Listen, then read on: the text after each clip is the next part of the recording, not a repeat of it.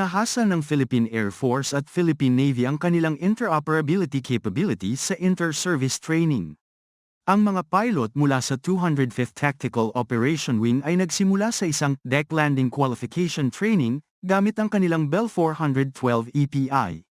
Ang mga pagsasanay ay ginanap sakay ng BRP Davao del Sur, LD-602, at sa gabay ng mga flight crew ng BRP Tarlac. Ang mga piloto ng Bell 412 ay nagsagawa ng kanilang deck take-off at landing. Ang pagsasanay ay ginanap mula Hulyo 23 hanggang 25 sa karagatan ng Ulugan Bay kung saan ang sandatahang lakas ng Pilipinas ay may detachment na binuo sa paglipas ng mga taon. Ang nasabing pagsasanay ay mahalaga para sa Philippine Navy at Philippine Air Force. Ihahanda sila nito para sa anumang deployment. Ang pagsasanay na ito ay magpapahusay sa kakayahan ng Philippine Air Force na magpatakbo sa mga barko ng Philippine Navy na kayang humawak ng mga operasyon ng helicopter tulad ng mga barkong Tarlac-class landing platform dock.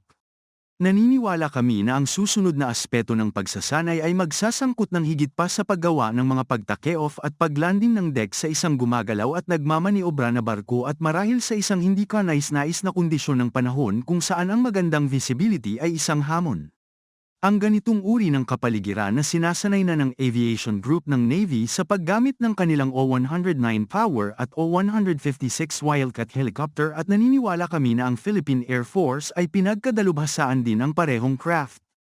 Ang ganitong uri ng inter-service training ay mahalaga dahil ang Philippine Air Force ay maaari ding tumulong sa Philippine Navy sa mga resupply mission sa iba't ibang detachment na hawak ng Pilipinas sa West Philippine Sea kabilang ang BRP Sierra Madre gaya ng tinalakay ng Bonds QPH noong ika-26 ng Hunyo taong 2024.